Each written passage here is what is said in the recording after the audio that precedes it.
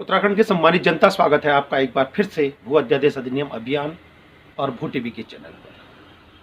आज हम आपसे कहना चाह रहे हैं कि जिस प्रकार से किसान, आज 4 तारीख को किसान और सरकार के बीच में एक वार्ता है, तो ठीक उसी प्रकार से पूरे देश में एक माहौल है और एक एक व्यक्ति आज ये दुआ कर रहा है, ये प्रार्थना कर रहा है कि जैसे तैसे किसानों का ये आंदोलन खत्म हो और किसानों की जीत हो।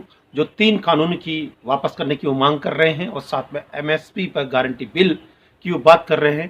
प्रत्येक देश का किसान आज प्रार्थना कर रहा है और साथ ही साथ प्रत्येक देश का नागरिक भी प्रार्थना कर रहा है कि हमारे अन्नदाता इस भयंकर ठंड में ना बैठे और सरकार इनकी मांगों को मान ले।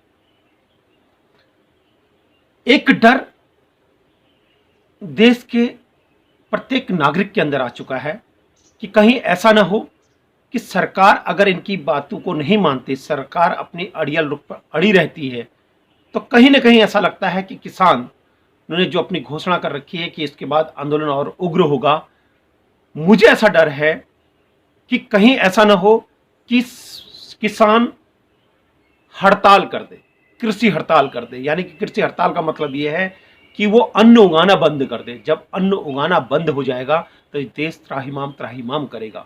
इसलिए देश के प्रत्येक नागरिक से भूटी भी अनुरोध करता है, मैंने तो किसानों का समर्थन किया है, अपने अपनी तरफ से जो जहां है, जिस जगह पे है, वहां से किसानों का समर्थन करें। और किसानों के समर्थन करने से आपके बच्चों के पेट को भरने वाला जो अन्नदाता है उसका मनोबल बढ़ेगा और बढ़ना भी चाहिए, क्योंकि हम देख रहे हैं सुबह से लेकर शाम तक इस भयंकर ठंड में जब हम रजाई गद्दे ओढ़ के सो रहे हैं, मफलर मैंने डाल रखा है, बड़ी बड़ी जैकेटें हमने पहन रखी है, महंगी महंगी जैकेटें हमने पहन रखी हैं और उससे हमें ठंड ना लगे, ठंड से बचने के लिए हम ये कर रहे हैं। वहीं 80 साल से ऊपर के जितने भी किसान हैं वो इस -1 डिग्री सेंटीग्रेड में ट्रैक्टरों पे सो रहे हैं, ट्रॉली के नीचे सो रहे हैं, ट्रॉली के ऊपर सो रहे हैं और बिल्कुल दृढ़ संकल्पित हैं कि ये 3 के 3 किसान विरोधी बिल वापस होने चाहिए और साथ ही साथ एमएसपी की गारंटी होनी चाहिए। देश हर नागरिक समझता है कि किस प्रकार से किसानों को डाइल्यूट करने की, इस आंदोलन को डाइल्यूट करने की कोशिश हो रही है।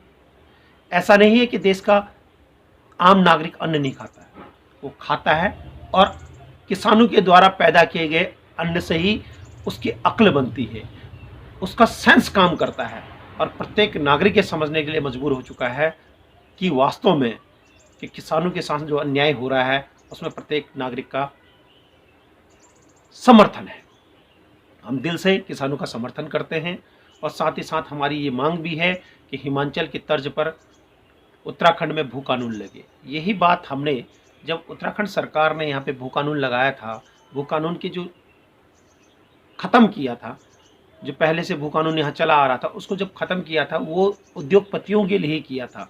यानी कि आप जितनी मर्जी ज़मीनें उतनी खरीद लो। हमने इस बात का विरोध किया और विरोध करने के साथ साथ कई लोगों ने हमारा समर्थन किया और धीरे धीरे बात आई राम गई राम हो गई है। हम चाह रहे हैं कि जिस प्रकार से पंजाब, हरियाणा, राजस्थान, उत्तराखंड और पश्चिमी उत्तर प्रदेश के किसानों ने उत्तराखंड के लोगों को, जनमानस को जगाने का काम किया है कि अगर आपके पास भूमि नहीं है तो कुछ भी नहीं है, तो इसीलिए हिमाचल का मॉडल यहाँ पर लगना ज़रूरी है। तो मैं धन्यवाद देना चाहता हूँ इन सभी राज्यों के किसानों को कि जिन्होंने हमारी आंखें फिर से खोली है कि उत्तराखंड में भी अपने भूमि के संरक्षण के लिए आदमी को मांग करनी चाहिए और ये मांग हम करते आ रहे हैं। एक न एक दिन भूमि का कानून यहाँ पर लगेगा। जैसे ही किसान आंदोलन की आज जीत होती है तो मेरे को लगता है कि उत्तराखंड के लोग भी जागेंगे कि हरियाणा, पंजाब, राजस्थान, पश्चिमी उत्तर प्रदेश और उत्तराखंड के आंशिक किसानों ने इस जीत को एक दृढ़ संकल्प के साथ जीता है। तो मेरे यहाँ के 13 डिस्ट्रिक्टों से मेरा अनुरोध है, यहाँ के लोगों से अनुरोध है कि जिस प्रकार से इन्होंने यूपी ZLR 1950 के एक्ट 143 का घ को छोड़कर अंगो जो बना रखा है कि आप 12.5 एकड़ से भी जितनी मर्जी उतनी ज़मीनें खरीद सकते हैं, उद्योगपति यहाँ ज़मीनें खरीद सकते हैं और बड़ी बड़ी इंडस्ट्री के नाम पर वो कुछ भी कर सकते हैं। ये विकास का मॉडल नहीं होता है, ये विकास का मॉडल कभी हो ही नहीं सकता है। आज आप देखो, आतताई शक्तियाँ, आयातित शक्तियाँ और बाहरी शक्तियाँ यहाँ जमकर ज़मीनों का दोहन कर रही हैं, औने पौने दामों पे ज़मीनें खरीद रही हैं, सरकारी ज़मीन को खुर्द-बुर्द कर रही हैं, उन पे कब्जा कर रही हैं और यहाँ की सरकार मौन बैठी हुई है, सरकार कोई एक्शन नहीं ले रही है। तो जनता को जागना होगा और एक बहुत जल्दी एक बहुत बड़ा आंदोलन होगा और उस आंदोलन में मेरे को लगता है कि जनता ये राज्य सरकार की जनमानस की आवाज़ होगी, ये राज्य आत्मा की आवाज़ होगी, ये हमारे आंदोलनकारियों की आवाज़ होगी, ये जितने भी हमारे उत्तराखंड में संघर्षरत संगठन हैं उनकी आवाज़ है और इस आवाज़ को देर सवेर सरकार को मानना होगा। हिमाचल की तर्ज पर यहाँ पे भू कानून लगाना होगा। जैसे हिमाचल आज समृद्ध है वैसे उत्तराखंड भी समृद्ध होगा।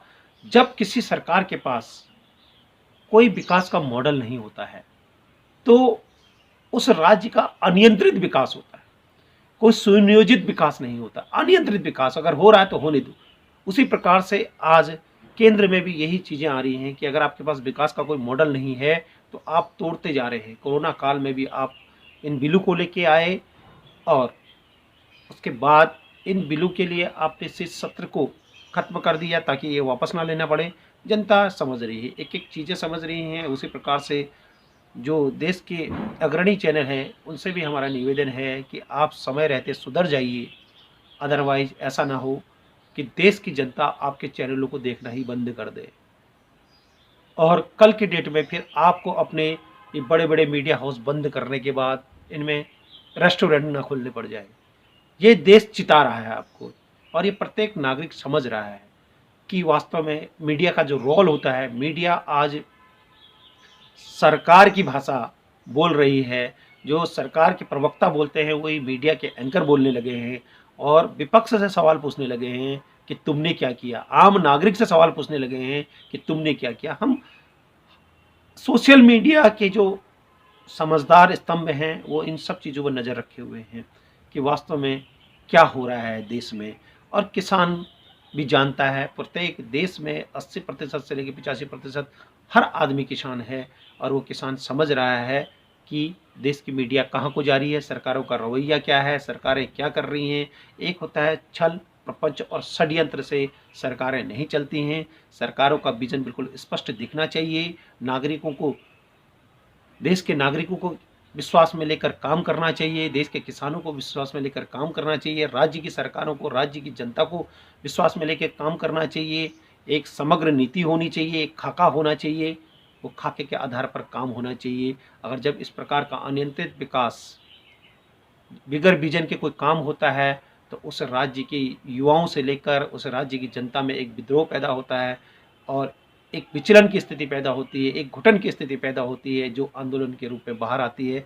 जो आज संपूर्ण देश देख रहा है कि देश का किसान -1 डिग्री से लेकर 3 डिग्री सेंटीग्रेड में दिल्ली के चारों सरहदों में बैठा हुआ है। इसलिए अंत में मैं यही कहूँगा कि बाहरी आयातित आतताई शक्तियाँ और बाहरी भूमाफियाओं से हमें लड़ना होगा, राज्य की जनता को लड़ना होगा। मेरा इसमें नीचे से टेलीफोन नंबर आ रहा है, आप हमें फ़ोन कीजिए। कहीं भी अगर सरकारी ज़मीनों पर अधिग्रहण होता है भूमाफियाओं के द्वारा, बाहरी आतताई शक्तियों के द्वारा, बाहरी आयातित शक्तियों के द्वारा, तो आप हमें फ़ोन कीजिए। हमारी भू टीवी की टीम, भू अध्यादेश अधिनियम की टीम वहाँ पहुँच जाएगी।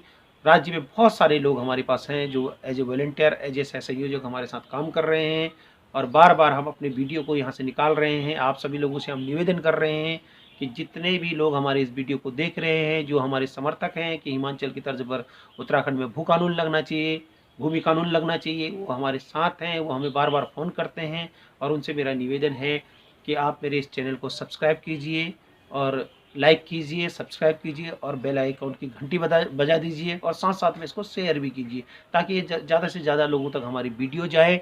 हम अपने लिए कुछ नहीं कर रहे, हम भू कानून हिमाचल की तर्ज पर लगा रहे हैं। कोई अगर इस मुगालते पे है कि हमारे पे 1 इंच ज़मीन नहीं है, अगर है तो थोड़ा बहुत ज़मीनें हैं जो हमारे लिए हमारे गांव में पड़ी हुई है, जिनमें हम हमारे बड़े भाई लोग खेती बाड़ी करते हैं, उसमें भी मेरा अपना कोई अधिकार नहीं है। मैंने अपने भाइयों को ज़मीनें दे रखी है, आप उसको कीजिए।